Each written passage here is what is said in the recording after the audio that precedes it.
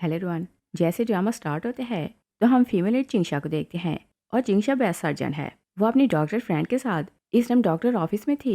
बाहर बहुत शोर होने लगते हैं तो दोनों हैरान होने लगती हैं और दूसरी साइड पर देखते हैं कि मेल लीड शुंजी को हॉस्पिटल लाया जाता है और उसकी हालत बहुत ख़राब थी। उसका पर्सनल असिस्टेंट आज ही बहुत शाउट कर रहा था कि मेरे भाई की जान बचाओ। और शुंजी क्योंकि अंडरवर्ल्ड का माफिया बॉस है तो उसके साथ बहुत से गार्ड्स आए थे। नर्स और शुंजी को ऑपरेशन थिएटर ले जाती हैं तो आज अंदर जाने लगते हैं मगर नर्सेस उसे रोक देती हैं। आज शाउट करने लगते हैं कि अगर मेरे भाई को कुछ हुआ तो पूरे हॉस्पिटल को इसके लिए पे करना होगा। नर्स भागती हुई डॉक्टर ऑफिस से आती है तो बताती है कि इमरजेंसी केस आया है और शुंजी बेहोश था और बेहोशी की हालत में वो कुछ बोलने की कोशिश करते हैं। नर्स पास होकर उसकी बात सुनने की कोशिश करती है मगर कुछ भी क्लियर नहीं था तो वो कुछ समझ नहीं पाती। तभी शिंगशा आती है तो नर्सों से बताती है कि पेशेंट की कंडीशन कैसी है और बोलती है कि बहुत खून बह चुका है तो जल्दी ऑपरेशन करना होगा। और चिंगशा जैसे ही शुंजी का फेस देखती है तो वो शॉक रह जाती है क्योंकि 6 साल पहले ये इसका बॉयफ्रेंड था और इस वर्ल्ड में सिर्फ शुंजी था जिसे वो सबसे ज्यादा मोहब्बत करते थे। वो हैरानों को सोचती है कि 6 साल में तुम क्या बन चुके हो, किस हाल तक पहुंच गए। और वो अपने इमोशन को कंट्रोल करती है तो ऑपरेशन कर देती है। शुंजी की हालत स्टेबल हो जाती है तो चिंगशा नर्स को बोलती है कि इसे वार्ड में शिफ्ट करो। और चिंगशा बाहर आती है तो उसकी फ्रेंडों से बोलती है कि तुम बहुत ब्रिलियंट हो, पेशेंट की हालत बहुत ख़राब थी मगर तुमने उसे बचा ही लिया। और फिर वो से बोलती है कि तुम जानती हो कि वो कौन है। चिंगशा हैरान होकर बोलती है कि तुम उसके बारे में क्या जानती हो। तो डॉक्टर उसे बताती है कि ये चू ग्रुप का प्रेसिडेंट है और बोलती है कि तुमने चू ग्रुप का नाम तो सुना होगा और अंडरवर्ल्ड में इनका बहुत ज़्यादा नाम है। और बोलती है कि शुंजी को अंडरवर्ल्ड में बुद्धा बोलते हैं और समझ लो कि ये बहुत डेंजरस पर्सन है और ये ऐसा गॉड फादर है जिसके पास बहुत ज़्यादा पावर और बहुत ज़्यादा पैसा है। और बोलती है कि रूमर सुनी है कि जो कोई इसके अंगेज जाता है या तो वर्ल्ड से डिसअपेयर हो जाता है या फिर हमेशा के लिए पैरलाइज हो जाता है।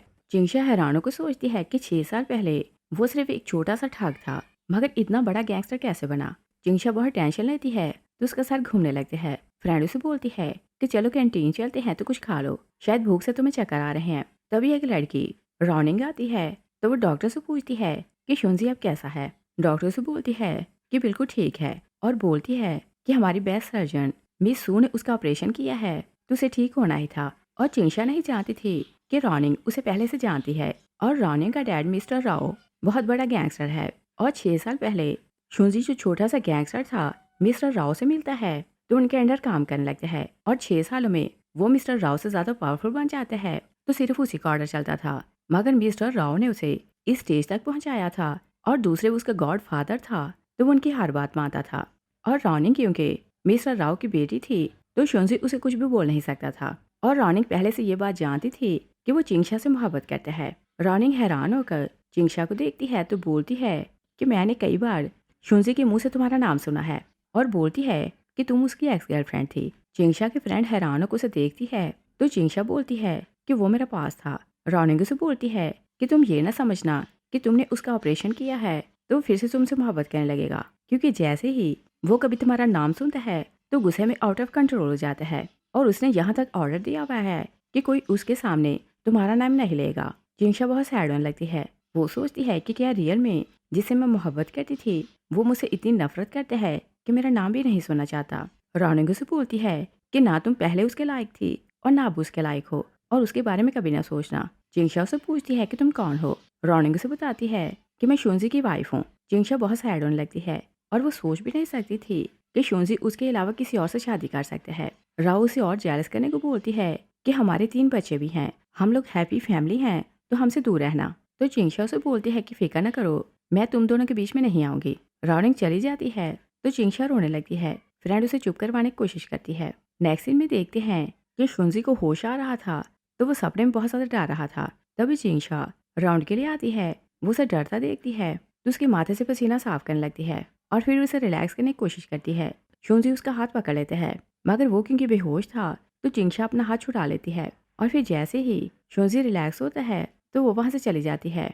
शुंजी को होश आ रहा था तो वो रोते हुए सपने में चला रहा था कि चिंगशा मुझे छोड़कर ना जाना। और चिंगशा जैसे ही बाहर जाती है तो रॉनिंग उसका रास्ता रोक लेती है और बोलती है कि तुम यहाँ क्यों आई हो।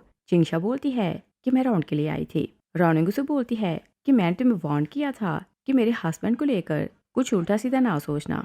और तुम ये तो नहीं चाहोगी कि तुम्हारे कारण हमारी फैमिली टूटे। जिंगशा गुस्से में आती है तो बोलती है कि वो मेरे लिए सिर्फ एक पेशेंट है। और रॉनिंग जैसे ही वार्ड में जाती है तो शुंजी से पूछती है कि तुम कैसे हो, मगर शुंजी से बोलते हैं कि बताओ तुम किससे बात कर रही थी, और उसने जिंगशा की आवाज़ पहचान ली थी।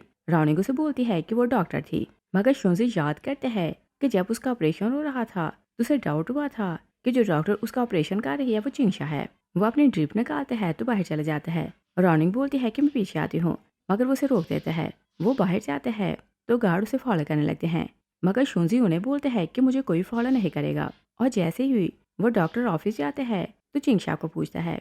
डॉक्टर से बताती है कि उसकी नाइट शिफ्ट है और अभी अभी उसकी ड्यूटी खत्म हो गई है तो वो चली गई है। और डॉक्टर वरीड होने लगती है क्योंकि वो शुंजी से बहुत ज़्यादा डरा रही थी और उसे लग रहा था कि वो उसकी फ्रेंड को हर्ट कर सकता है। और जिंगशा जैसे ही लिफ्ट में जाती है, लिफ्ट बंद होने ही लगती है कि शुंजी आता है तो लिफ्ट रोक देता है और जबरदस्ती अंदर चला जाता है। और शुंजी 6 साल बाद जिंगशा को सामने देखते हैं तो वो शॉक हो जाता है और वो उसके क्लोज होने लगते हैं। तो जिंगशा डर कर पीछे हो जाती है तो बोलती है कि गॉड फादर आप यहाँ क्या कर रहे हैं। और शुंजी को समझ जाती है कि उसे पता चल गया है कि वो गैंगस्टर माफिया का बॉस बन चुका है। वो बोलते हैं कि मैंने तुम्हें बहुत मिस किया। जिंगशा हंसने लगती है तो बोलती है कि क्या मजाक कर रहे हैं, मैं सिर्फ एक छोटी सी डॉक्टर हूँ। शुंजी बोलते हैं कि क्या तुम मुझसे मिलना नहीं चाहते। तो जिंगशा उसे बोलती है कि तुम मेरे लिए सिर्फ एक पेशेंट हो। शुंजी से बोलते हैं कि क्या तुम मुझसे इतनी ज्यादा नफरत करती हो। जिंगशा से बोलती है कि आप कुछ ज्यादा ही सोच रहे हैं। शुंजी से बोलते हैं कि क्या अभी तक मुझे भूल नहीं पाई। वो उसके फेस को टच करने लगते हैं तो जिंगशा उसका हाथ पीछे कर देती है और बोलती है कि नॉनसेंस बातें ना करें। शुंजी उसे फोर्सफुली किस करते हैं तो जिंगशा उसे दूर करने की कोशिश करती है, मगर जब वो पीछे नहीं हटता तो जिंगशा उसके पेट में किक लगाती है। शुंजी बोलते हैं कि 6 सालों में तुमने दूसरों को हिट करना सीख लिया है। जिंगशा से बोलती है कि क्या तुम पागल हो चुके हो। तो शुंजी बोलते हैं कि हाँ, 6 साल में तुमसे दूर रहकर मैं पागल हो चुका हूँ। जिंगशा बोलती है कि अब आपकी लाइफ में कोई है जिसे आप पसंद करते हैं तो प्लीज मुझे बॉदर ना करें। जैसे ही लिफ्ट खुलती है तो सामने एक लड़का खड़ा था और इसका नाम लूजंग है। वो जिंगशा को लेने आया था तो बोलते हैं कि मैं तुम्हें लेने ऊपर ही जा रहा था, मगर अच्छा हुआ कि तुम खुद ही नीचे आ गई। और वो फ्रेंडली जिंगशा से बात कर रहा था तो शुंजी को बहुत गुस्सा आ रहा था। जिंगशा उसके साथ चली जाती है। लूजिंग उसका कोट लेता है तो उसे प्यार से पहना देता है और शुंजी गुस्से में पागल होने लगता है। शुंजी बहुत सैड होकर सोचते हैं कि जिस दिन मैंने तुम्हें खुद से दूर किया तब से मैं क्रेजी हो गया हूँ। और जिंगशा जाकर लूजिंग के साथ कार में बैठती है तो लूजिंग से बोलते हैं कि लिफ्ट में जो आदमी मिला था क्या तुम उसे जानती हो। तो जिंगशा उसे बोलती है कि मैं पर्सनली उसे नहीं जानती, वो मेरा पेशेंट है। और लूजिंग उसे पसंद करता था तो उसके आंसर से सेटिस्फाई होता है, मगर जिंगशा लूजिंग को पसंद नहीं करती थी। वो उसे क्लियर कर देती है कि मैं तुम्हारे साथ किसी नए रिश्ते में नहीं बंधूंगी और बोलती है कि तुम ध्यान से ड्राइविंग करो। लूजिंग चुप हो जाता है और लूजिंग ने आजे को बोल दिया था कि वो पता लगाए कि वो आदमी कौन है। आजे उसे कॉल करते हैं तो बताता है कि उसका नाम लूजिंग है और वो एक लॉयर है। शुंजी जेलस होने लगते हैं कि वो जिंगशा को उसे छीन लेगा। वो आजे को बोलते हैं कि उसे सिटी से निकाल दिया जाए। वो फोन बंद करते हैं तो रॉनिंग उसे बोलती है कि तुमने किसके लिए ऑर्डर दिया कि उसे सिटी से निकालना है। तो शुंजी उसे बोलते हैं कि कोई ऐसा जिसे मैं देखना पसंद नहीं करता। और रॉनिक उसे गैस करती है कि वो जिंगशा के लिए बोल रहा है तो वो खुश हो जाती है और सोचती है कि वो इस सिटी में नजर नहीं आएगी तो मेरी लाइफ से टेंशन खत्म होने वाली है। और फिर वो रॉनिक को बोलते हैं कि तुम यहाँ से चली जाओ, मुझे अकेले रहना है। रॉनिक जिद करने लगती है कि मैं तुम्हारे पास रुकूंगी, मगर शुंजी बहुत गुस्से में आते हैं तो बोलते हैं कि तुम यहाँ से चली जाओ। और रात हो रही थी तो उसे जिंगशा से मिलने की जल्दी हो रही थी। और फिर जैसे ही वो डॉक्टर ऑफिस जाते हैं तो दरवाजा नॉक करने लगते हैं, मगर देखते हैं कि जिंगशा सोई हुई है और ऑफिस में वो अकेली थी। वो चुपचाप अंदर जाते हैं तो जिंगशा का कोट उसे पहना देता है और फिर वो देखते हैं कि कप में पानी नहीं, वो उसके कप में गर्म पानी डालता है तो उसके सामने रखता है। और वो जिंगशा को 6 सालों से बहुत ज्यादा मिस कर रहा था तो रोते हुए किस करता है। जिंगशा सो रही थी तो थोड़ी इरिटेट होती है, मगर शुंजी वहां से चले जाते हैं। और जिंगशा जैसे जागती है तो वह हैरान होने लगती है कि उसे कोट किसने पहनाया। और तभी वो पानी पीती है तो पानी अभी गर्म था। वो हैरान होती है कि पानी अभी तक गर्म कैसे है। तभी उसकी फ्रेंड बोलती है कि शुंजी की हालत अब कैसी है और बताती है कि वो तुम्हें ढूंढ रहा था। और बोलती है कि उसकी पर्सनैलिटी से ऐसा लगता है कि वो कुछ करना चाहता है। और बोलती है कि मुझे तो उसे डर लग रहा था और तुम भी केयरफुल रहना। जिंगशा उसे बोलती है कि जल्दी वो डिस्चार्ज हो जाएगा तो उसे डरने की जरूरत नहीं। तभी नर्स आती है तो जिंगशा को बताती है कि मिस्टर शुंजी ने बोला है कि आप उनकी ड्रेसिंग चेंज करें। जिंगशा ओके बोलती है, मगर फ्रेंड उसे बोलती है कि वो गैंगस्टर है तो तुम केयरफुल रहना। रॉनिक शुंजी की वार्ड में थी वो उसे फ्रूट खिलाने की कोशिश कर रही थी, मगर शुंजी उससे बहुत इरिटेट हो रहा था। और जैसे वो चिंगशा को देखते हैं तो रोनिंग को बोलते हैं कि तुम बाहर जाओ। रोनिंग मना करती है तो शुंजी शाउट करते हैं कि जैसा बोला है वैसा करो। रोनिंग जाने लगती है तो वो चिंगशा को बोलती है कि तुम केयरफुल रहना और मेरी बातों को याद रखना। वो बाहर जाती है तो दरवाजे के पास खड़े होकर अंदर की बातें सुनने लगती है। चिंगशा ड्रेसिंग करने लगती है तो शुंजी से बोलते हैं कि स्टिचेस तुमने बहुत अच्छे से लगाए हैं तो मुझे कुछ भी प्रॉब्लम नहीं हो रहा। चिंगशा से बोलती है कि घाव ज्यादा गहरा नहीं है तो तुम्हें जल्दी डिस्चार्ज कर दिया जाएगा। और उसे मेडिसिन लगाने लगती है तो शुंजी को पेन होने लगती है। चिंगशा उसके लिए वरीड होने लगती है। शुंजी से पूछ लेते हैं कि क्या तुम्हें मेरी परवाह हो रही है, और वो बहुत नर्वस होने लगती है तो उसकी फिंगर काट जाती है। शुंजी उसके लिए वरीड होने लगते हैं। वो उसका हाथ खींचते हैं तो चीजें नीचे गिर जाती हैं और रोनिंग अंदर की आवाज सुनती है तो सोचती है कि वहाँ क्या हो रहा है, मगर वो शुंजी का गुस्सा जानती थी तो अंदर नहीं जाती। और शुंजी चिंगशा की फिंगर पकड़ते हैं तो ब्लड साफ कर लेते हैं और फिर पेन कम करने के लिए उसके हाथ को मसाज करने लगते हैं। और फिर उसे कंफर्ट करने की कोशिश कर रहा था तो चिंगशा अपना हाथ खींच लेती है और बोलती है कि क्या आपको पता है कि आप क्या कर रहे हैं। शुंजी बोलते हैं कि हाँ मुझे पता है कि मैं क्या कर रहा हूँ। और फिर वो बैंडेज पकड़ते हैं मगर चिंगशा हाथ सामने नहीं करती। शुंजी मुश्किल से उसे क्लोज करते हैं तो बैंडेज कर देते हैं। चिंगशा फिर से अपना हाथ खींच लेती है और जैसे ही चिंगशा ड्रेसिंग कंप्लीट करती है तो बारिश स्टार्ट हो जाती है। शुंजी से बोलते हैं कि देखो बारिश हो रही है और दोनों पास को याद करने लगते हैं। फ्लैशबैक में देखते हैं कि चिंगशा बारिश में भीग रही थी और वो जानती थी कि शुंजी उसकी बहुत परवाह करते हैं तो उसे कॉल करती है कि मेरे शूज गीले हो चुके हैं, मगर उसने जानबूझकर शूज उतारे थे और बारिश को एंजॉय कर रही थी। तभी शुंजी अम्ब्रेला लेकर आते हैं तो उसे उठाकर ले जाते हैं। और फिर हम प्रेजेंट में देखते हैं दोनों पास को याद करते हैं तो नर्वस होने लगते हैं। चिंगशा सामान उठाती है तो अपनी ट्रॉली में रखती है।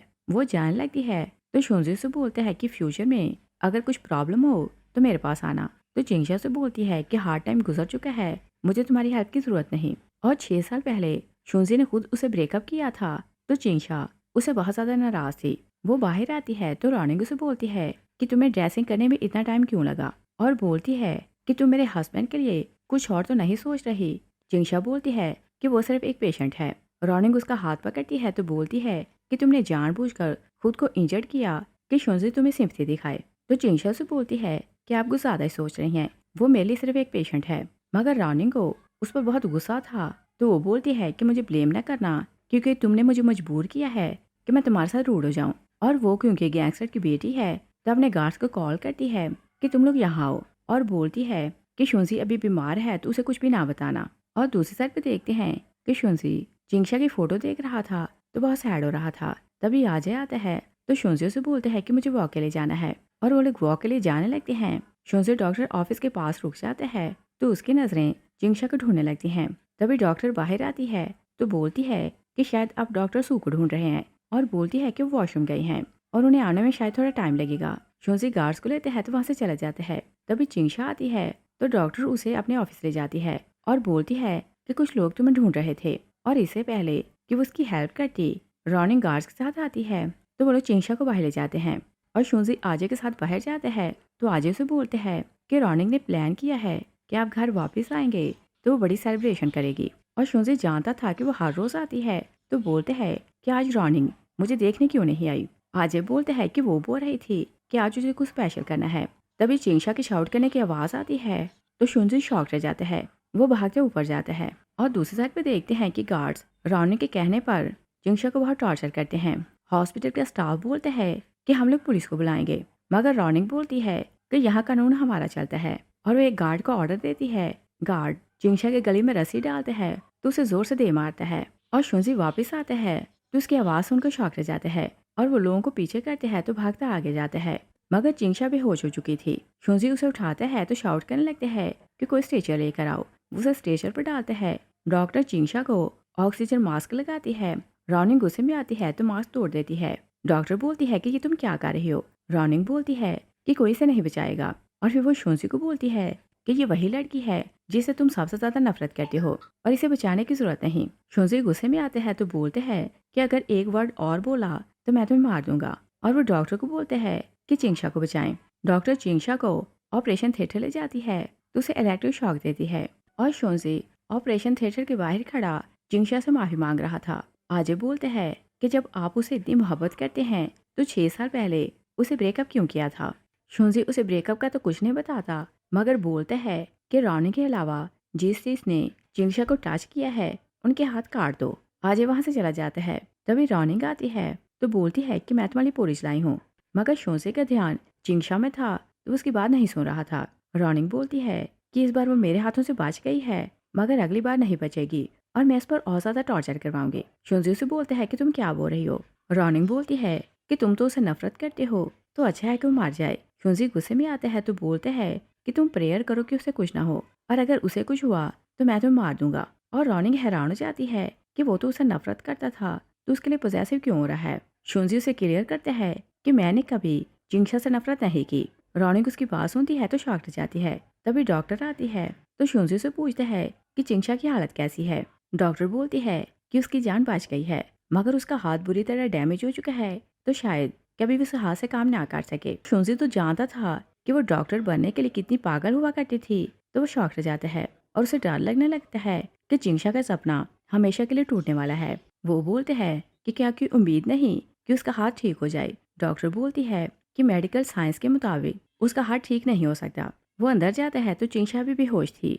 शुंजी बहुत रोने लगते हैं तो बोलते हैं कि चाहे कुछ भी हो मैं तुम्हारे हाथ को हील करूंगा, और बोलते हैं कि चाहे मुझे अपनी जान देनी पड़े तुम्हारी लाइफ में ये मिरेकल जरूर होगा। और उसके कंधे पर हाथ रखते हैं तो बहुत ज्यादा रोने लगते हैं। और शुंजी दिन रात जिंगशा के पास ही बैठा रहता है, और जैसे ही जिंगशा होश में आने लगती है तो खांसने लगती है। शुंजी वरिड होने लगते हैं तो बोलते हैं कि कहीं पेन तो नहीं। वो बोलते हैं कि मैं डॉक्टर को बुलाता हूँ। जिंगशा हैरान होकर बोलती है कि इतना कुछ होने के बाद क्या मैं अभी तक जिंदा हूँ। शुंजी उसे तसल्ली देते हैं कि जिन गुंडों ने तुम्हें हर्ट किया है उन सबको मैंने पनिश किया है, और अब से कोई तुम्हें बुली नहीं करेगा। जिंगशा बोलती है कि इस वर्ल्ड में सबसे बुरे पर्सन तुम हो। शुंजी माफी मांगता है। जिंगशा रोने लगती है तो बोलती है कि 6 साल बाद तुम दोबारा मेरी लाइफ में क्यों आए हो। शुंजी फिर से सॉरी करता है। जिंगशा से बोलती है कि रिश्ता तुमने तोड़ा था, क्योंकि तुमने बोला था कि मेरे साथ रहना बहुत बोरिंग है और तुमने किसी और को चुना था। शुंजी से बोलते हैं कि प्लीज मुझे क्लियर करने दो। जिंगशा से बोलती है कि तुम हो कौन कि मैं तुम्हारी बात सुनूं। शुंजी से बोलते हैं कि जैसा तुम सोच रही हो वैसा कुछ भी नहीं। जिंगशा उसे याद दिलाती है कि 6 साल पहले जब तुमने ब्रेकअप किया तो मैं लाइफ से निराश हो चुकी थी, और 2 मंथ के लिए मैं हॉस्पिटल रही और मैं ऑलमोस्ट मरने ही वाली थी। और बोलती है कि अब तुम मुझसे क्या चाहते हो। शुंजी फिर से अपॉलॉजिस करते हैं तो जिंगशा से बोलती है कि मुझे तुम्हारी अपॉलॉजी नहीं चाहिए, और बोलती है कि यहाँ से दफा हो जाओ। शुंजी बाहर नहीं जाता तो जिंगशा उसे हिट करने लगती है। तभी उसका हाथ बहुत ज्यादा दर्द होने लगता है, और वो क्योंकि एक डॉक्टर है तो समझ आती है कि उसका हाथ टूट चुका है। वो बोलती है कि ये पेन सिर्फ इंजरी की नहीं है। शुंजी उसकी बात सुनते हैं तो बहुत ज्यादा रोने लगता है। जिंगशा उसका कॉलर पकड़ती है तो बोलती है कि बताओ मेरे हाथ को क्या हुआ है। शुंजी से बोलते हैं कि तुम्हारा हाथ ठीक हो जाएगा। और जिंगशा फील करती है कि सिर्फ हाथ टूटा नहीं बल्कि पट्टे भी बिल्कुल डैमेज हो चुके हैं। वो रोने लगती है तो बोलती है कि मेरी लाइफ का एक ही सपना था कि मैं सर्जर बनूं, मगर अब मैं कोई सर्जरी नहीं कर पाऊंगी। और फिर वो उसे ब्लेम करने लगती है कि मैंने तुम्हारे कारण अपना सब कुछ खो दिया। शुंजी से रिलैक्स करने को हाँ करते हैं तो बोलते हैं कि चाहे कुछ भी हो जाए मैं तुम्हारा हाथ ठीक करूंगा। जिंगशा बहुत गुस्से में आती है तो उसके शोल्डर को बाइट करती है। गार्ड शुंजी की आवाज सुनते हैं तो अंदर आते हैं, मगर शुंजी शाउट करते हैं कि किसने बोला कि अंदर आओ। गार्ड फिर से चले जाते हैं।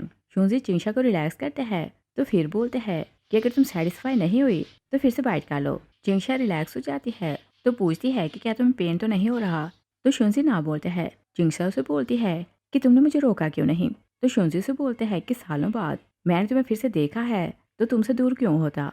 और फिर वो उसे अफेक्शन दिखाने लगते हैं। तभी उसका फोन रिंग होने लगता है। जिंगशा नर्वस होने लगती है तो फिर वो सोचती है कि इसने किसी और के लिए मुझे छोड़ दिया था, तो मैं इसके लिए सॉफ्ट क्यों पा रही हूँ। शुंजी से पूछता है कि तुम क्या खाओगे, और बोलते हैं कि जो तुम्हें खाना है कल मैं बना कर लाऊंगा। लेकिन जिंगशा मना कर देती है कि मैं तुमसे फिर नहीं मिलना चाहती। शुंजी उसकी बात सुनते हैं तो बोलते हैं कि तुम डिस्चार्ज हो जाओ तो मैं तुम्हें लेने आऊंगा। और बोलते हैं कि फेट ने हमें फिर से मिलवाया है तो मैं तुम्हें इस बार खो नहीं सकता। और जैसे ही शुंजी बाहर जाता है तभी जिंगशा का डैड मिस्टर सू आता है, और 6 साल बाद वो शुंजी को देख रहा था। वो उसे देखकर हैरान हो जाता है। वो बोलते हैं कि तुम तो वही ठग हो जो मेरी बेटी के बॉयफ्रेंड थे। तभी आजे आता है तो शुंजी को बोलते हैं कि बॉस सब कुछ रेडी है। शुंजी गार्ड के साथ वहां से चला जाता है। मिस्टर सू हैरानों को बोलता है कि क्या ये बड़ा आदमी बन चुका है और मुझे इस बारे में क्यों नहीं पता।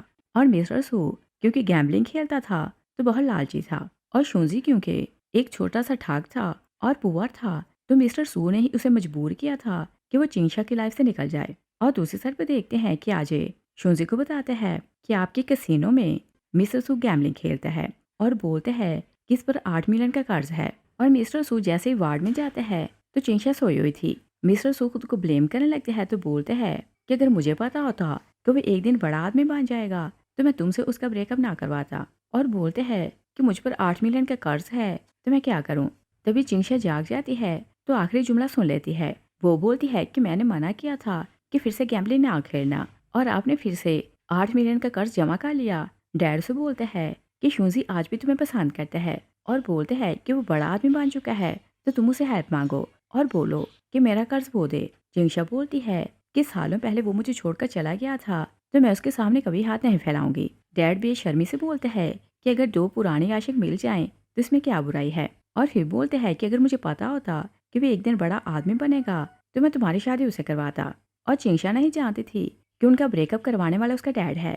वो बोलती है कि हमारे भी सब कुछ खत्म हो चुका है, उसकी अपनी फैमिली है और बच्चे हैं तो आप उसे भूल जाएं।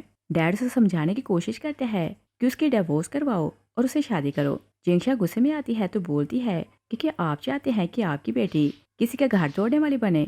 डैड उसे फिर से मनाने की कोशिश करते हैं कि शुंजी तुम्हें लाइक करता है और तुम उसके क्लोज हो जाओ तो हमारी लाइफ अच्छी हो जाएगी। जिंशा डैड की बातें सुनती है तो और टूट जाती है और बोलती है कि ये ना भूलें कि जब मुझे छोड़कर गया था तो मैं ऑलमोस्ट मार गई थी और 2 महीने के लिए हॉस्पिटल रही। और बोलती है कि मैं कभी उसके क्लोज नहीं होंगी।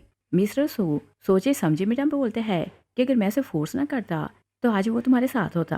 तभी मिस्टर सू को किसी की कॉल आती है तो वो डरने लगते हैं कि किसी कर्ज लेने वाले की कॉल होगी। मगर जैसे वो कॉल आंसर करते हैं तो उसे पता चलता है कि उसकी 8 मिलियन का कर्ज किसी ने पे कर दिया है। मिस्टर सू हैरान होते हैं तो बोलते हैं कि ये सब किसने किया।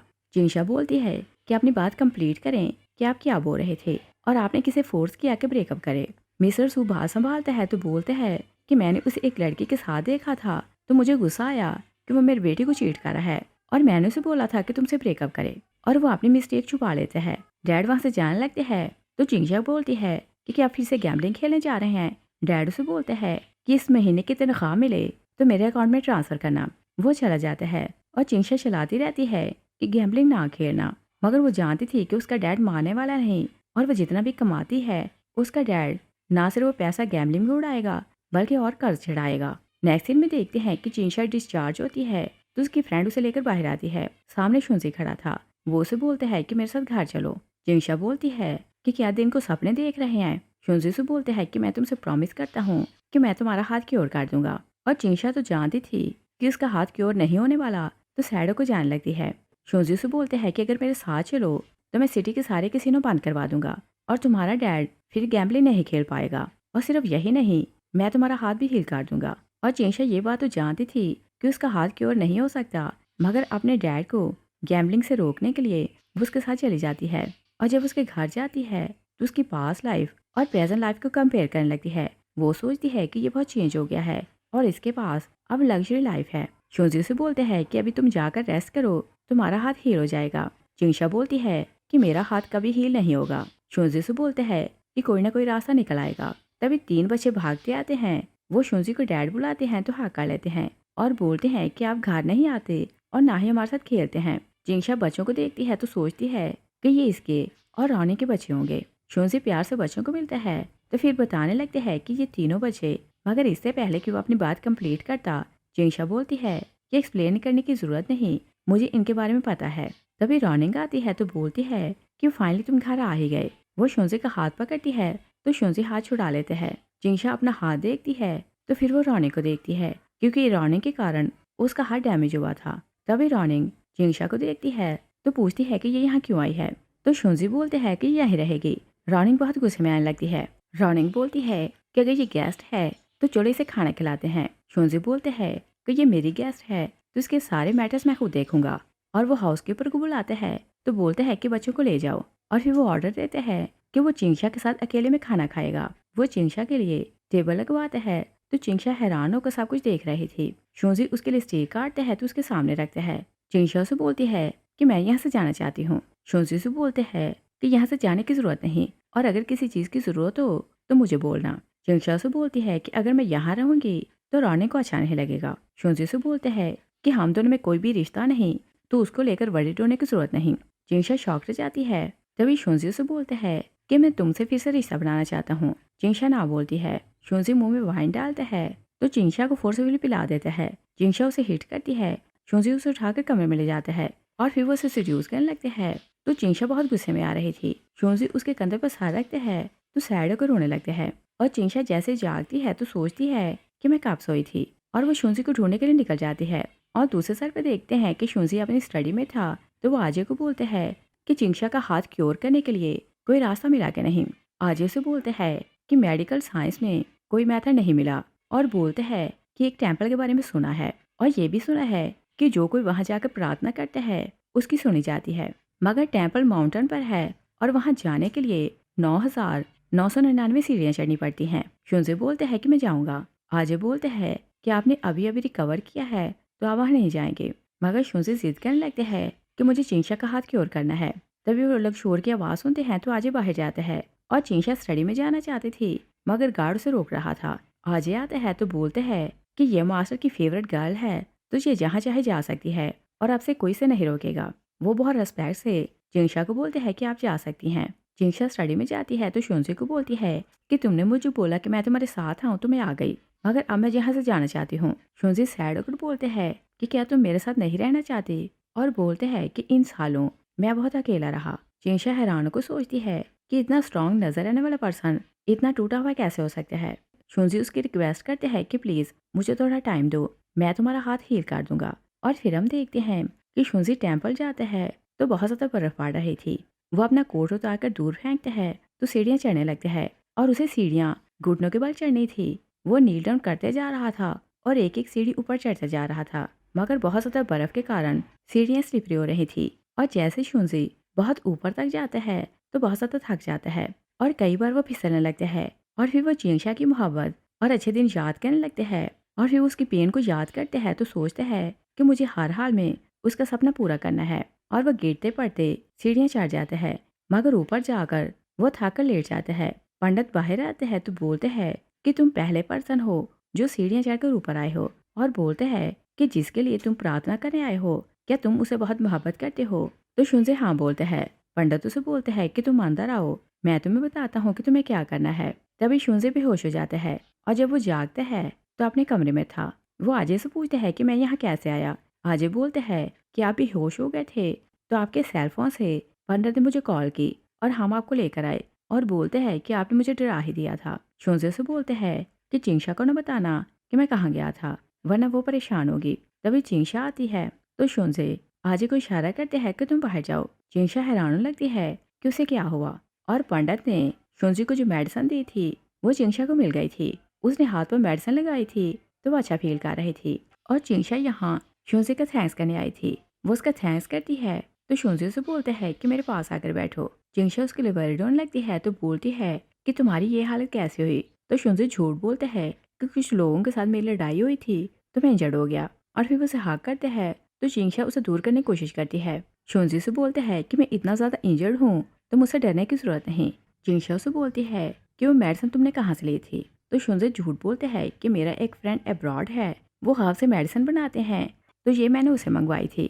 तभी वो फरमाइश करते हैं कि मेरे लिए सी फूड की कांजी बनाओ, और बोलते हैं कि जब मैं इंजर्ड हुआ करता था तो तुम मुझे कांजी बनाकर खिलाती थी। जिंगशा सैड होती है तो फिर वो सोचती है कि ये इंजर्ड है तो मुझे इसकी हेल्प करनी चाहिए। वो जाकर कांजी बनाने लगती है। रानिंग उसे देख लेती है तो सोचती है कि इसने शुंजी पर कोई मैजिक कर दिया है।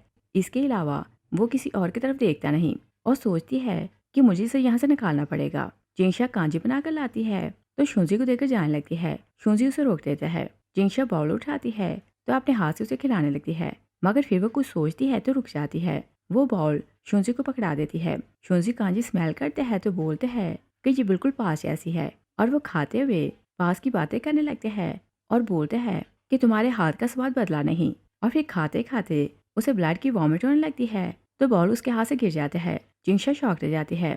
शुंजी से बोलते हैं कि क्या तुम मुझे मारना चाहती हो। शुंजी भी होश हो जाते हैं। तभी रॉनिंग और आजे भागते अंदर आते हैं। रॉनिंग बोलती है कि इसने शुंजी को पॉइजन दिया है। जिंगशा क्लियर करने की कोशिश करती है कि मैंने पॉइजन नहीं दिया, मगर रॉनिंग बोलती है कि इसने सिर्फ कांजी खाई है और ये तुमने बनाई है। आजे गुस्से में आते हैं तो जिंगशा को बोलते हैं कि क्या तुम भाई से इतनी नफरत करती हो, और क्या तुम्हें पता है कि तुम्हारा हाथ क्योर करने के लिए भाई टेम्पल गया और 9,999 सीढ़ियाँ चढ़ी, और देखो वो कितना इंजर्ड हो गया है। चिंशा उसकी बात सुनती है तो शॉक रह जाती है। रॉनिंग बोलती है कि इसने शुंजी को मारने की कोशिश की है तो ये यहाँ नहीं रह सकती। आजिब बोलते हैं कि भाई जागेगा तो डिसाइड करेगा कि इसका क्या करना है, और वो गार्ड्स को बुलाती है तो बोलती है कि चिंशा को यहाँ से ले जाओ। चिंशा रोती रहती है कि मैंने पॉइजन नहीं दिया, मगर कोई उसकी नहीं सुनता, और रॉनिंग के कहने पर गार्ड चिंशा को एक खाली जगह लाते हैं तो वहाँ फेंक देते हैं। रॉनिंग मन में सोचती है कि मैंने सिर्फ खाने में थोड़ा सा पॉइजन मिलाया था, कुछ दिन में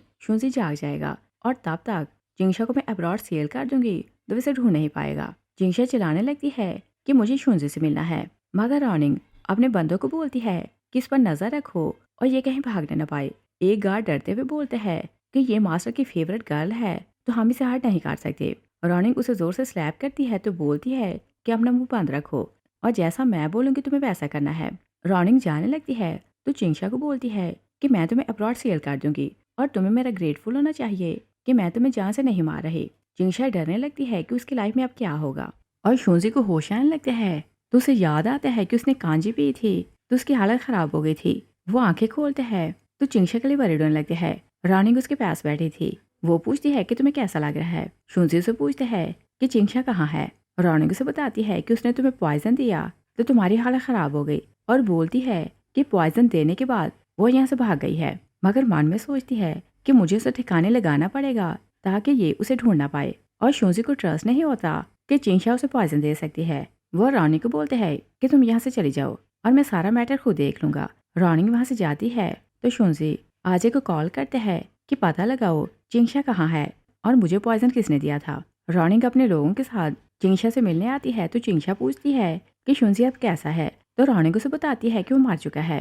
चिंशा बहुत रोने लगती है। रॉनिंग उसे बोलती है कि तुमने अपने हाथों से उसे पॉइजन देकर मार दिया है तो रोने की क्या जरूरत है, और फिर वो अपने गार्ड्स को इशारा करती है कि इसे कार में डालो। वो लोग उसे कार में डालते हैं तो ले जाते हैं, और दूसरी साइड पे देखते हैं कि आज शुंजी को बताते हैं कि मैंने सारी इन्वेस्टिगेशन की है।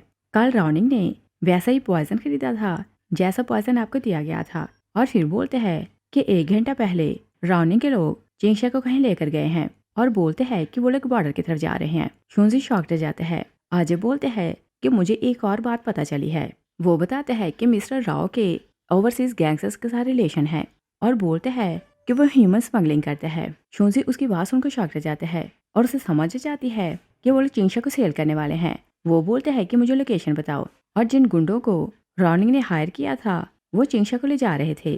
तभी वो लोग नोट करते हैं कि एक कार उन्हें फॉलो कर रही है, मगर उन्हें क्योंकि मिस्टर राव की सपोर्ट थी तो वो नहीं डरते।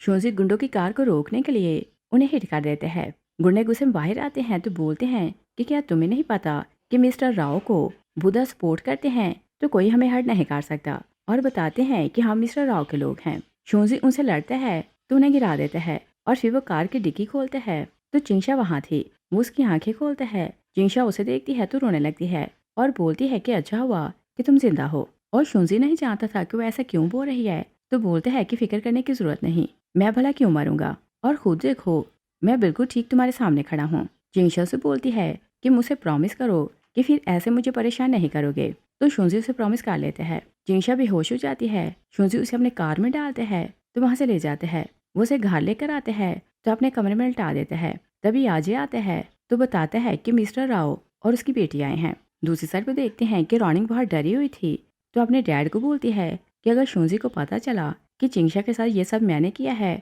तो पता नहीं हमारे साथ क्या करेगा। डैड उसे बोलते हैं कि शायद बुद्धा उस लड़की को इस कारण वापस लाया है कि खुद उसे डील करे, और तुम्हें डरने की जरूरत नहीं, वो उसे नफरत करता है। तभी शुंजी अंदर आते हैं तो दोनों उसे देखकर खड़े हो जाते हैं और ऐसे प्रिटेंड करते हैं कि जैसे कुछ हुआ नहीं। शुंजी आजे को बोलते हैं कि सब कुछ तुम बताओ। आजे रॉनी को बोलते हैं कि कुछ दिन पहले तुमने मास्टर को पॉइजन दिया और मेरे पास कैमरा की फुटेज है। मिस्टर राव बोलते हैं कि वीडियो फेक है, तो आजे बोलते हैं कि जो पॉइजन कुछ दिन पहले तुम्हारी बेटी ने खरीदा वैसा ही पॉइजन मास्टर की बॉडी में पाया गया, और इसका मतलब यही है कि पॉइजन देने वाली तुम्हारी बेटी है। मिस्टर राव गुस्से में आते हैं तो अजय को बोलते हैं कि ये ना भूलना कि ग्रुप का फाउंडर मैं हूँ और मेरे बिना कभी ग्रुप ना बन पाता। और फिर उसे बोलते हैं कि पहले तुम मेरे अंडर काम करते थे तो तुमने हिम्मत कैसे की कि मुझे ब्लेम करो। तो शुंजी बोलते हैं कि मुझे आपके सारे काले करतूतों का पता चल गया है और बोलते हैं कि पास के रिलेशन के कारण मैंने अपनी ज़ुबान बंद रखी, मगर आपने सारी लिमिट्स क्रॉस कर दी हैं, तो अब मैं चुप नहीं रह सकता। मिस्टर राव बोलते हैं कि तुम झूठ बोल रहे हो। आज उन्हें बताते हैं कि आपने अब्रॉड के लोगों से मिलकर कंपनी में करप्शन की और सीक्रेट सेल किए, और हमें ये भी पता चला है कि आप ह्यूमन स्मगलिंग करते हैं। रानी शुंजे को बोलती है कि मैं तुमसे बहुत ज़्यादा मोहब्बत करती हूँ और तुम्हें कभी हर्ट नहीं कर सकती। शुंजे ऑर्डर देते हैं कि मिस्टर राव के हाथ और पाँव तोड़ दो, और बोलते हैं कि इसकी बेटी जो पेन चिंगशा को देना चाहती थी वही पेन इसे मिलनी चाहिए। मिस्टर राव चिल्लाता रहता है कि मैं तुम्हें बर्बाद कर दूंगा, मगर शुंजी के लोग उन दोनों को ले जाते हैं। सब लोग चले जाते हैं। शुंजी बहुत सैड बैठा था। तभी तीनों बच्चे आते हैं तो खुश होकर बताते हैं कि हमें विंटर कैंप में बहुत मजा आया और हम लोग फिर जाना चाहते हैं। शुंजी ने बोलते हैं कि अगले 2 दिन के लिए तुम लोग शोर नहीं करोगे। बेटा पूछता है कि क्यों, तो शुंजी ने बताता है कि एक आंट आई है तो वह मेरे बेडरूम में है और तुम लोग शोर नहीं करोगे। छोटी बेटी बोलती है कि क्या आंट हमारी मॉम बनने वाली है, और शुंजी मॉम का वर्ड सुनता है तो बहुत खुश हो जाता है। बेटा बोलता है कि टीचर ने सिखाया है कि जो लेडी डैड के साथ रहती है वो आपकी मॉम बनती है, और क्या वो हमारी मॉम बनने वाली है। शुंजी खुश होकर बोलते हैं कि मैं तो ऐसा चाहता हूँ, मगर पता नहीं कि वो क्या चाहती है। सेकंड डॉटर बोलती है कि हमारा डैड बहुत हैंडसम है तो वो हमारी मॉम बनने से मना नहीं करेंगी। शुंजी उनकी बातें सुनते हैं तो बहुत खुश हो रहा था, और फिर वो मेड को बोलते हैं कि इन्हें जाकर बात करवाओ, और तीनों ही चुपके से डैड के कमरे में जाते हैं तो चिंगशा को देखने लगते हैं। छोटी बेटी बोलती है कि आंट तो रियल में बहुत सुंदर है। सेकंड बोलती है कि हमारा डैड भी बहुत हैंडसम है। तभी चिंगशा जाग जाती है तो थर्ड डॉटर बोलती है कि प्लीज आंट हमारी मॉम बन जाए। सेकंड बोलती है कि हमारे डैड बहुत अच्छे हैं तो आपको हमेशा खुश रखेंगे। चिंगशा बोलती है कि तुम लोगों की ऑलरेडी मॉम है तो ऐसा नहीं हो सकता। बेटा बोलता है कि किसने बोला कि हमारी मॉम है। चिंगशा बोलती है कि फिर मिस रॉनिंग कौन है। बेटा बोलता है कि हमारा डैड सबसे ज्यादा उसी से नफरत करता है, वो हमारी मॉम क्यों बनेगी। चिंगशा हैरान होकर बोलती है कि फिर तुम्हारी मॉम कौन है। तो बच्चे बोलते हैं कि रॉनिंग हमारी मॉम नहीं, और चिंगशा कंफ्यूज होने लगती है कि फिर बच्चों की माँ कौन है। वो शुंजी से पूछना चाहती थी तो बाहर जाती है। शुंजी उसके पाँव देखते हैं तो बोलते हैं कि तुम अभी पहले जैसी हो, और बिना जूतों के घूमोगी तो तुम्हें ठंड लग जाएगी। चिंगशा से बोलती है कि मैंने सुना कि मेरा हाथ क्योर करने के लिए तुम मेडिकल डॉक्टर के पास गए थे, और पूछती है कि क्या अभी भी बहुत इंजर्ड हो। तो शुंजी से बोलते हैं कि फिक्र न करो, मैं बिल्कुल ठीक हूँ। चिंगशा से बोलती है कि तुमने बोला था कि तुम शादी कर चुके हो तो मैंने तुमसे कुछ नहीं पूछा। शुंजी से बोलते हैं कि मैं उससे शादी कैसे कर सकता हूँ, और फिर वो से बताते हैं कि मैंने तीनों बच्चों को ऑर्फनेज से अडॉप्ट किया था। और चिंगशा सैड होने लगती है तो सोचती है कि मैंने रानी की बातों पर ऐसे ही ट्रस्ट कैसे कर लिया। शुंजी से बोलते हैं कि क्या तुम्हें डर लग रहा था कि मैं किसी और से शादी कर लूंगा। तो चिंगशा से बोलती है कि तुम शादी करो या ना करो मुझे किसी बात से मतलब नहीं। शुंजी से बोलते हैं कि जब तुम्हें ये लगा कि मैं मर चुका हूँ तो तुम बहुत रो रही थी, और अगर तुम मुझसे मोहब्बत नहीं करती तो मेरे मरने की खबर सुनकर तुम इतना रोई क्यों। चिंगशा बोलती है कि मैं डॉक्टर हूँ तो किसी की मौत से मुझे दुख होता है। शुंजी से बोलते हैं कि जब तुम्हें ये पता चला कि मैं जिंदा हूँ तो तुम इतना खुश क्यों हुई थी। और फिर उसे बोलते हैं कि मुझे पता है कि तुम आज भी मुझसे मोहब्बत करती हो। चिंगशा से बोलती है कि मैंने तुमसे मोहब्बत करना बहुत पहले छोड़ दिया है। शुंजी बोलते हैं कि 6 साल पहले जो कुछ हुआ तुम उसकी रियलिटी नहीं जानती, और उसे बताने ही लगते हैं कि फिर उसे याद आता है कि अगर चिंगशा को ये बात पता चले कि उसके फादर ने फोर्स किया था कि मैं इसे ब्रेकअप करूं तो ये और सैड हो जाएगी, और मैं नहीं चाहता कि ये अपने डैड से नफरत करे। वो चुप हो जाते हैं तो चिंगशा हंसने लगती है तो बोलती है कि तुम्हारे पास कहने को कुछ भी नहीं। तो शुंजी बोलते हैं कि हाँ मिस्टेक मेरी ही थी, मैंने तुमसे गद्दारी की। चिंगशा बहुत रोने लगती है। वो बोलती है कि मुझे अब तुम्हारी मोहब्बत की जरूरत नहीं। वो जाने लगती है तो शुंजी उसे रोकने लगते हैं और बोलते हैं कि मैं फिर से दोनों का रिश्ता स्टार्ट करना चाहता हूँ। मगर चिंगशा से बोलती है कि 6 साल पहले जब तुम मुझे छोड़ कर गए तो मुझे समझ नहीं आ रही थी कि मैं तुम्हें कैसे भुलाऊं, और बहुत मुश्किल से मैंने तुम्हारे बिना जीने की कोशिश की है। शुंजी कुछ बोलने लगते हैं तो चिंगशा बोलती है कि मुझे लगता था कि मैं तुम्हें भूल चुकी हूँ, लेकिन तुम फिर मेरे सामने आए तो मेरे सारे शक हमारे हो गए। और बोलती है कि तुम फिर मेरी लाइफ में क्यों आए हो। तो शुंजी से बोलते हैं कि मैं भी इन सालों में बहुत पेन में रहा, और तुम्हें नहीं पता कि तुम्हारे बिना मैं कैसे जिया हूँ। मैंने हर दिन तुम्हें मिस किया। चिंगशा से बोलती है कि बताओ फिर ब्रेकअप क्यों किया था। शुंजी फिर से चुप हो जाता है। चिंगशा से बोलती है कि क्या तुम्हें लगता है कि मैं इतनी चीप हूँ कि जब तुम मुझे बुलाओगे तो मैं वापस आ जाऊंगी, और जब दूर जाने को बोलोगे तो मैं चली जाऊंगी। शुंजी से हाँ करते हैं, मगर चिंगशा उसे खुद से दूर करती है तो दिल पर पत्थर आकर बोलती है कि मैं अब तुमसे मोहब्बत नहीं करती। शुंजी से सॉरी करते हैं कि मैंने तुम्हें सैड किया। चिंगशा बोलती है कि तुम पावरफुल गॉडफादर हो और मैं कौन सी डॉक्टर हूँ, और बोलती है कि मैं तुमसे भीख मांगती हूँ कि मुझे जाने दो। शुनजी बहुत ज़्यादा रोने लगते हैं और चिंशा चाहती थी कि वो उसे कम्फर्ट करे, मगर वो खुद को रोक लेती है। वो जाने लगती है तो शुनजी उसका हाथ पकड़ लेता है। चिंशा से बोलती है कि प्लीज़ मुझे जाने दो। शुनजी से बोलते हैं कि ओके, मैं तुमसे प्रॉमिस करता हूँ कि फिर तुम्हें बॉदर नहीं करूँगा, मगर मेरी सिर्फ एक रिक्वेस्ट है। वो बोलते हैं कि 6 साल पहले हम तुम्हारी बर्थडे मनाने वाले थे, मगर मैं उस दिन नहीं आ सका था क्योंकि हमारा ब्रेकअप हो गया।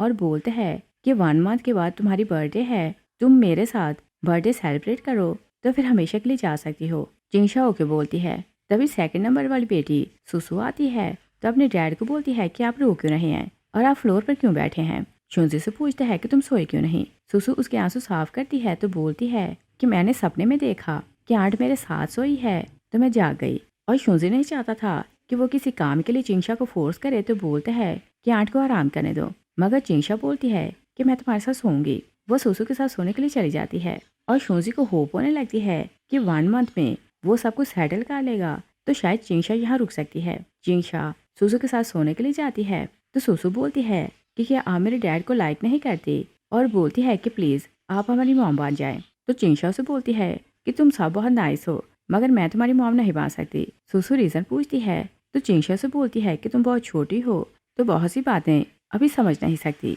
सुसु बोलती है कि डैड आपको बहुत खुश रखेगा। चिंशा से बोलती है कि कल मैं तुम्हें अच्छा खाना बना कर खिलाऊंगी तो तुम सो जाओ।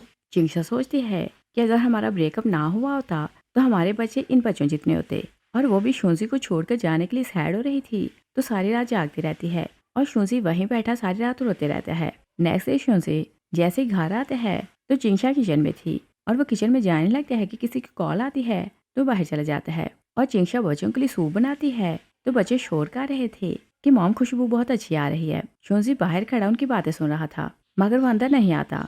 और चिंशा सूप बनाती है तो बच्चे बोलते हैं कि खुशबू बहुत अच्छी है और फ्यूचर में आप हमारे लिए अच्छे खाने बनाना। चिंशा बोलती है कि मैं आपके साथ नहीं रह सकती और अगर फ्यूचर में कुछ खाना होगा तो तुम्हारा डैड बना देगा। बेटा बोलता है कि डैड को कुछ भी बनाना नहीं आता। चिंशा हंसने लगती है तो बोलती है कि अब तक मैं जितने लोगों से मिली हूँ उनमें स्मार्टर पर्सन तुम्हारा डैड है। सुसु बोलती है कि क्या आप वही हैं जिसे डैड पसंद करते हैं। चिंशा बोलती है कि इस बात का क्या मतलब। तो बच्चे उसे बताते हैं कि आपके आने से पहले डैड ने कभी स्माइल नहीं किया और रात को बहुत ज़्यादा रोते हैं और कई बार बहुत ज़्यादा ड्रिंक करते हैं। चिंशा बोलती है कि क्या पी कर वो तुम लोगों को हर्ट करता है। सुसु बोलती है कि नहीं, वो पिए या ना पिए हमारे साथ बहुत अच्छे रहते हैं, मगर वो बहुत रोते हैं तो हमें उनके लिए दुख होता है। सुसु बोलती है कि डैड ने बताया था कि वो किसी लड़की को पसंद करते थे मगर वो लड़की कहीं खो गई है, और पूछते हैं कि क्या वो आप हैं। चिंशा बोलती है कि नहीं, मैं वो नहीं हूँ। वो बच्चों के सैर देखती है तो बोलती है कि जल्दी से सूप पियो। शुनजी अंदर आते हैं और जैसे वो देखते हैं कि चिकन सूप बना है तो झट से बोलते हैं कि ये तो मेरा फेवरेट है। दोनों सैड होकर पास को याद करने लगते हैं। और चिंशा जब भी चिकन सूप बनाया करते थे तो शुनजी बहुत ज्यादा पिया करता था और उसे बोला करता था कि लाइफ में तुम मेरे अलावा किसी और के लिए ये सूप नहीं बनाओगी। चिंशा पास को याद करती है तो सैड हो रही थी। शुनजी से बोलते हैं कि तुम क्या सोच रही हो। चिंशा सूप पीने लगती है तो शुनजी बच्चों को बोलते हैं कि तुम्हारी आंट की बर्थडे है, खाना खाकर फ्री हो जाओ तो चलकर मेरे साथ काम करना है। बच्चे बोलते हैं कि क्या हम काम करेंगे। शुनजी बोलते हैं कि अब सूप फ्री में तो नहीं मिलने वाला और सूप पिया है तो इसके बदले काम करना पड़ेगा। तीनों बोलते हैं कि डैड बहुत बुरे हैं और ऐसे ही 1 मंथ बीत जाता है। आज चिंशा की बर्थडे थी। तीनों बच्चे आते हैं तो उसे काट देते हैं और बोलते हैं कि आपको यहाँ जाना है। चिंशा बोलती है कि सब लोग साथ चलेंगे, मगर बच्चे बोलते हैं कि डैड ने बोला था कि आप अकेली आए तो आप वहाँ अकेली जाएंगी। और दूसरी साइड पे देखते हैं कि शुनजी ने बहुत ज़्यादा डेकोरेशन की थी और बहुत ज़्यादा गिफ्ट लिए थे। और 6 साल पहले जब चिंशा की बर्थडे थी तो उसने फरमाइश की थी कि उसे वेडिंग रिंग चाहिए, मगर शुनजी उसे रिंग नहीं दे पाया था। और आज उसने डिसाइड किया था कि जो विश वो 6 साल पहले पूरी नहीं कर सका वो आज पूरी करेगा।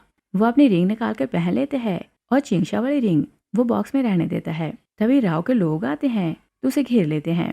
राव आते हैं तो बोलते हैं कि देखता हूँ कि इतने लोगों का मुकाबला कैसे करते हो। शुनजी बोलते हैं कि मैंने लाइफ की सबसे बड़ी मिस्टेक की कि तुम्हें जिंदा छोड़ दिया। रानी गुंडों को बोलते हैं कि जो कोई इसे मार देगा मैं उसे ग्रुप में बड़ी पोजीशन दूंगा। सब लोग शुनजी से लड़ने लगते हैं। शुनजी सोचते हैं कि मुझे यहाँ से भागना होगा वरना मैं चिंशा से नहीं मिल सकता, और वो गुंडों से फाइट करके जैसे भागने के लिए दरवाजा खोलते हैं तो चिंशा बाहर खड़ी थी। वो सोचते हैं कि अगर मैं बाहर जाऊंगा तो गुंडे चिंगशा को मार देंगे। वो दरवाजा बंद कर लेते हैं तो गुंडों से लड़ने लगते हैं और चिंगशा सोचती है कि शुंजी अभी नहीं आया। वो बाहर बैठ कर म्यूजिक सुनने लगती है और शुंजी के लिए वहां से भागना मुश्किल नहीं था, मगर चिंगशा को प्रोटेक्ट करने के लिए वो अकेले उनसे लड़ते रहता है।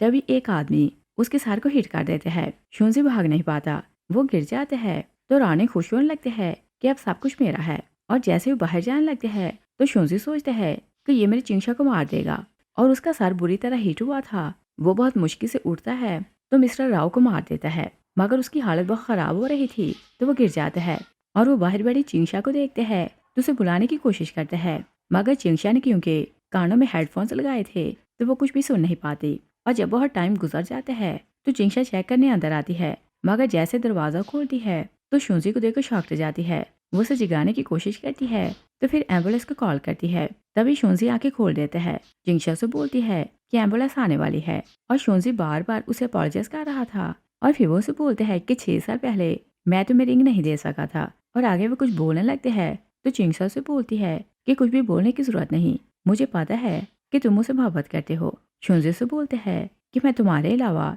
किसी और से मोहब्बत नहीं कर सका। शुंजी की डेथ हो जाती है तो चिंगशा बहुत रोने लगती है और बोलती है कि मैं हमेशा तुमसे मोहब्बत करती रहूंगी। और फिर हम देखते हैं कि चारों शुंजी की ग्रेव पर आते हैं तो आज चिंगशा को बोलते हैं कि भाई आपसे बहुत मोहब्बत करते थे तो उनके लिए आपको उसकी केयर करना। और उसे ये बात पता चलती है कि शुंजी नहीं चाहता था कि गुंडे लोग बाहर आए और चिंगशा को हर्ट करें, तो वह अकेले अंदर उनसे लड़ता रहा। चिंगशा बहुत रोने लगती है तो बोलती है कि तुमने ऐसा क्यों किया। और एक बात वो समझ नहीं पाती कि अगर वो उसे इतनी ज्यादा मोहब्बत करते हैं कि उसे बचाने के लिए अपनी जान दे दी तो उसे ब्रेकअप क्यों किया था। और चिंगशा जब अपने घर जाती है तो डैड सामने खड़ा था। चिंगशा बोलती है कि क्या फिर से गैम्बलिंग में हार कर आए हैं। डैड बोलते हैं कि सिटी के सारे कैसीनो बंद हो चुके हैं तो मैं गैम्बलिंग कहाँ खेलूंगा। और चिंगशा याद करती है कि शुंजी ने उसे प्रॉमिस किया था कि अगर मेरे साथ घर चलो तो मैं सिटी के सारे कैसीनो बंद करवा दूंगा। वो खुश होकर सोचती है कि तुम हमेशा अपना प्रॉमिस पूरा करते हो।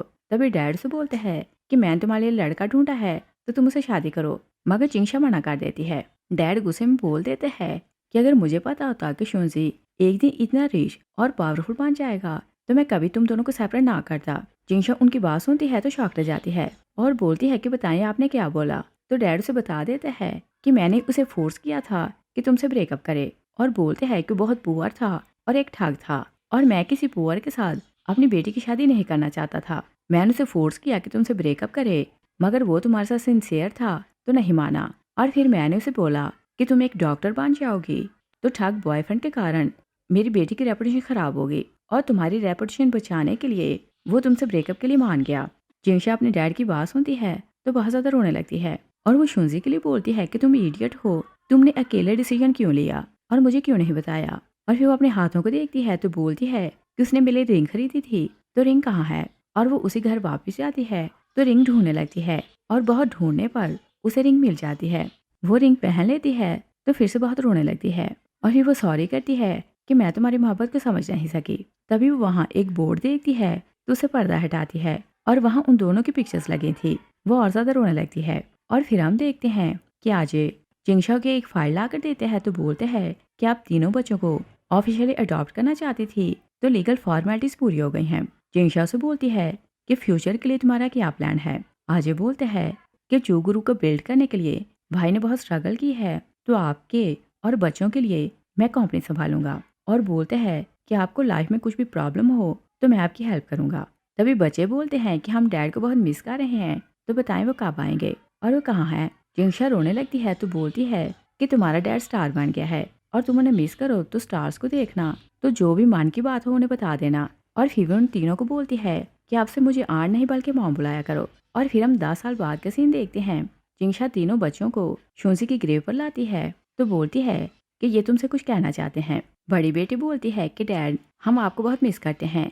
बेटा बोलता है कि मैं अपनी बहनों और मॉम को हमेशा प्रोटेक्ट करूंगा। और तीसरी क्योंकि शुंजे के साथ बहुत अटैच थी तो वो बस रोती रहती है। चिंगशा तीनों को बोलती है कि मुझे अकेले में तुम्हारे डैड से बात करनी है तो तीनों वहां से चले जाते हैं। चिंगशा बहुत रोने लगती है तो बोलती है कि आज मेरी बर्थडे है मगर आज तुम हमारे साथ नहीं हो। और फिर उसे गिला करने लगती है कि तुम अब मेरे सपनों में क्यों नहीं आते और आज मेरी बर्थडे है तो क्या आज मेरे सपने में आ सकते हो। और फिर वो उसे बताती है कि मैं तुम्हें बहुत मिस करती हूँ। इस सीन के साथ ही मूवी फिनिश हो जाती है। Thanks for watching.